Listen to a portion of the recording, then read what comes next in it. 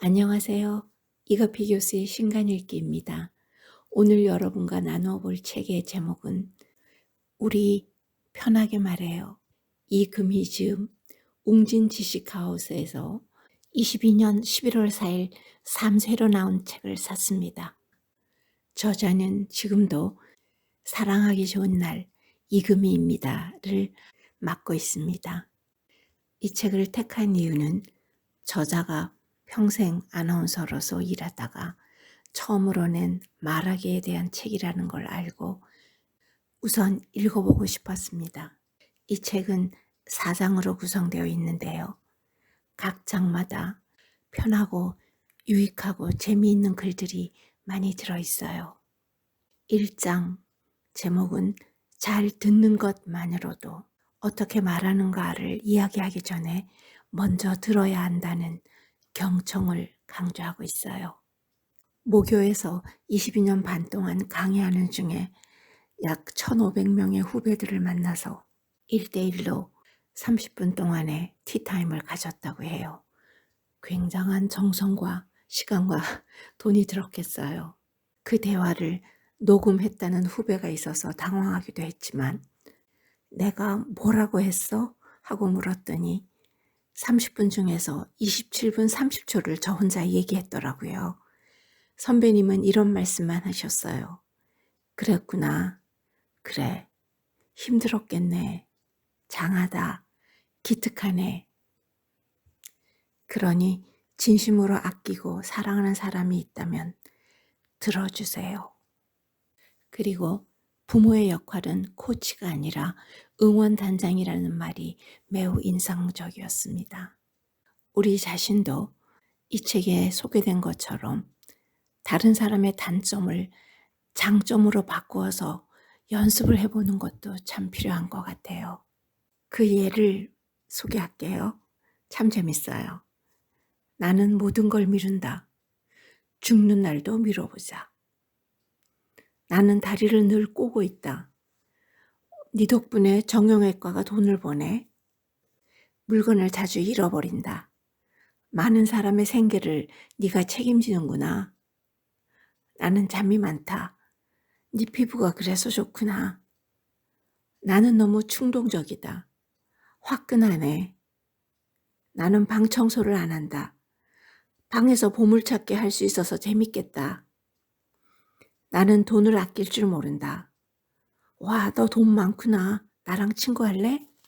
저는 1장에서 배운 교훈은 이렇습니다. 나이가 들수록 내비게이션처럼 일정한 말을 계속하지 말고 상대가 원할 때만 내비게이션을 켜고 그리고 항상 놓치지 않아야 할 것은 누가 듣느냐, 누구에게 말을 하느냐 정하고 나서 가능하면 그것을 벗어나지 않게 말해야 한다는 것입니다. 제2장의 제목은 말을 이해한다는 건 기적과도 같은 일. 처음 만난 사람과 어색한 시간을 보내야 할 때 참 불편하죠. 이럴 땐 상대방의 이름을 물어보고 그 뜻을 화제로 삼으라는 겁니다. 대신 주의할 점은 제가 아는 누구누구랑 이름이 같아요. 이런 얘기는 하면 안 되고요. 어색한 시간이 예상되는 순간 먼저 말을 붙여보세요. 저 명함 하나 주시겠어요? 안 좋은 일을 겪은 사람에게는 하루 이틀쯤 기다렸다가 위로의 말은 한 박자 늦게 합시다. 이금희입니다. 안녕하지 못하실 것 같아 의례적인 인사도 못 쓰겠네요. 마음 많이 아프셨지요? 이렇게 시작해 보세요.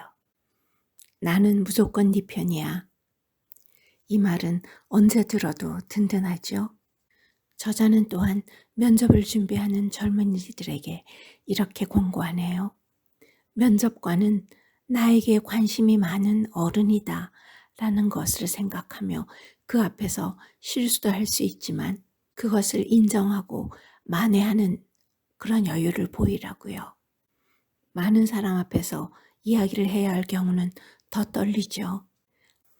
I have a dream 으로 시작하는 킹 목사의 연설의 비밀은 무엇일까요? 그것은 미루고 미룬 끝에 나왔다는 점입니다. 물론 오래전부터 준비했지만 킹 목사는 준비해왔던 연설문을 밀쳐놓고 즉흥적으로 꿈과 미래를 말하기 시작했다고 합니다. 사람들 앞에서 연설이나 발표를 하게 되었을 때 100% 원고를 완성해 놓지 말라. 90%가량 완성하고 10%는 남겨두고 계속 생각하고 또 생각하고 다시 고쳐보고 마지막까지 수정하라는 것을 기억해야 합니다. 저는 개인적으로 이 조언이 감동적이었어요.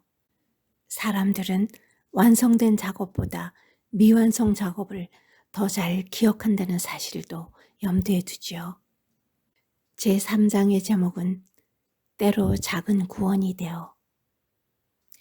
아주 가까운 사이였다가 원치 않는 헤어짐으로 힘이 든다면 나는 지구다 라고 되뇌어 보세요. 그리고 꾸준하고 성실하게 내 궤도를 도는 겁니다. 명왕성이나 천왕성 어느 곳에 가 있을 그 사람도 그러기를 바라면서, 그리고 힘든 상사나 선배가 있을 때는 우리가 교차로에 있다고 생각하세요. 나는 내 갈 길을 가고 있습니다. 그 상사 역시 자기 길을 가는 거랍니다. 병목 현상으로 도로가 갑자기 꽉 막히듯 인생의 교차로 역시 서로 엉키고 꼬여서 교통체증을 불러온다는 겁니다.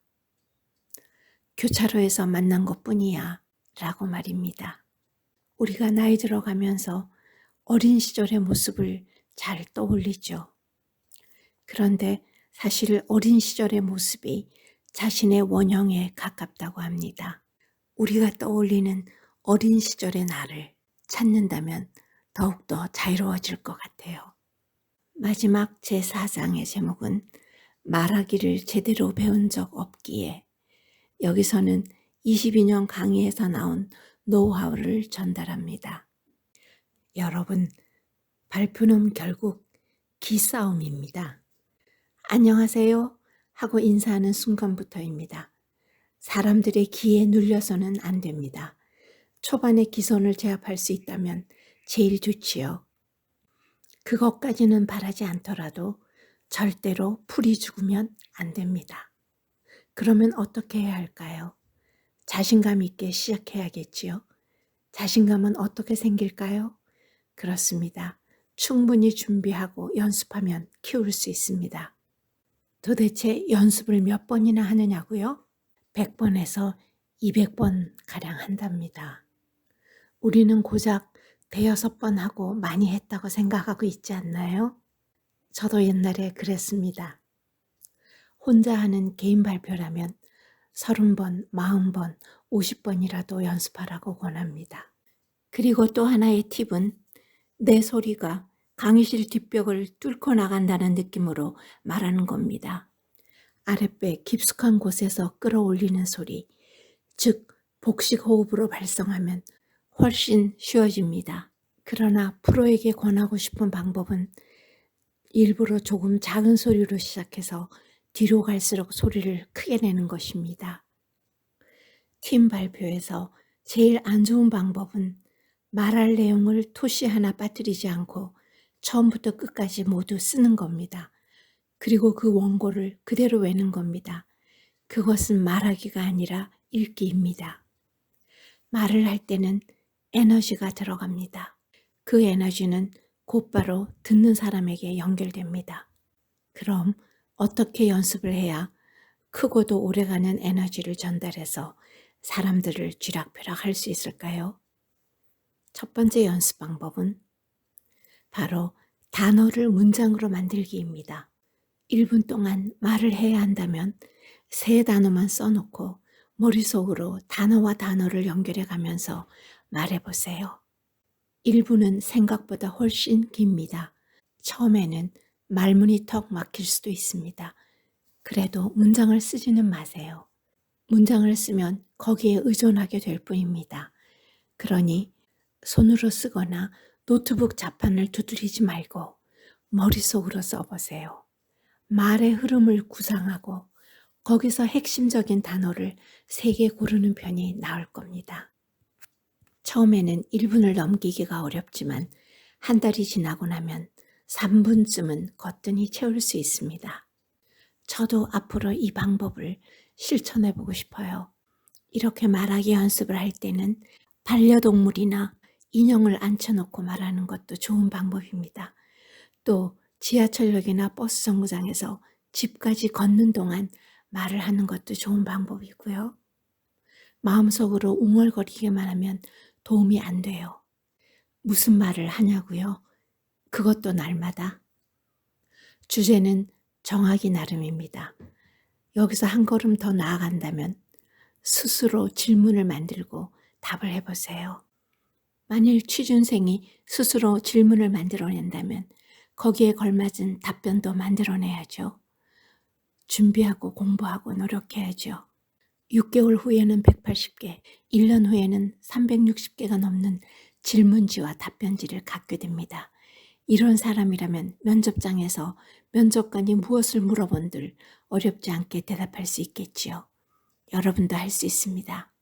저자의 후배가 소개한 방법이라고 하는데요.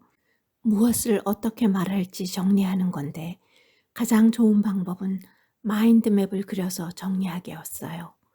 큰 주제를 적고 나뭇가지마다 말할 순서대로 작은 주제를 적는 거죠. 순서는 시계 방향으로 적어요. 가지의 나뭇잎 부분에는 중요한 단어를 적어둬서 같은 방식으로 머릿속에 그리면서 말을 하는 거죠.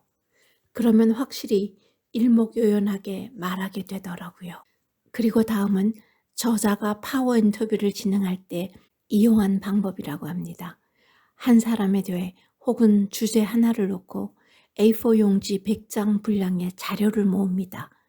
그리고 읽으면서 밑줄을 쳐요. 밑줄 친 부분만 모으면 10장 안팎으로 줄어들죠. 그 10장을 다시 서너 장으로 줄여요.